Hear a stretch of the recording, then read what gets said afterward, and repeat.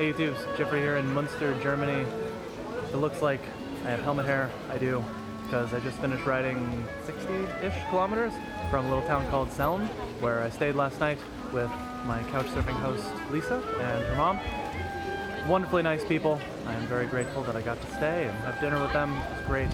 But I am quickly on the move. However, I did make time to stop here in Münster. All because of a silly podcast I listened to a while back called Hardcore History with Dan Carlin. And he told a story, it took him about 3 or 4 hours to tell the story, about Münster, about 500 years ago. And the reason why, there are 3 cages hanging from this church. Yes, those are human-sized cages, and yes, there were people in them. As far as I understand, they weren't alive by the time they were put in those cages, but how they got not alive was a terrible story. I'll leave the storytelling to Dan Carlin because he's a much better storyteller than I am, but the story brings up a lot of thoughts of something that I've been thinking about recently, of how do you know people are telling the truth? I mean, nowadays you've got Google and the internet, and you can just check, you can look it up, you can fact check people. For some people that doesn't really matter, but you can if you want. But for most of human history, that didn't exist.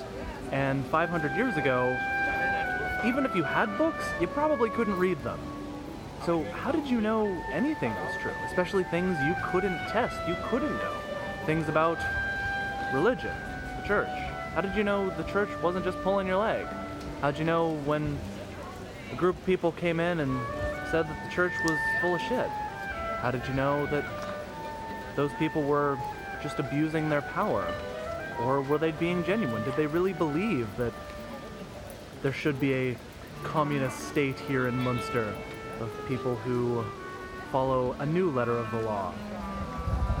And how do you know that the people were right who blockaded this city and starved out the people who were so unfortunate to have come under the sway of these Anabaptists? I don't know how you know. I don't even know how I know today. How would I know 500 years ago? So, were the people who were put in those cages just victims of being unable to know what the truth really is? Or were they actually punished for crimes because they were exploiting people? I don't really know. But this place brings up some interesting thoughts. Especially the clash between what happened 500 years ago and now.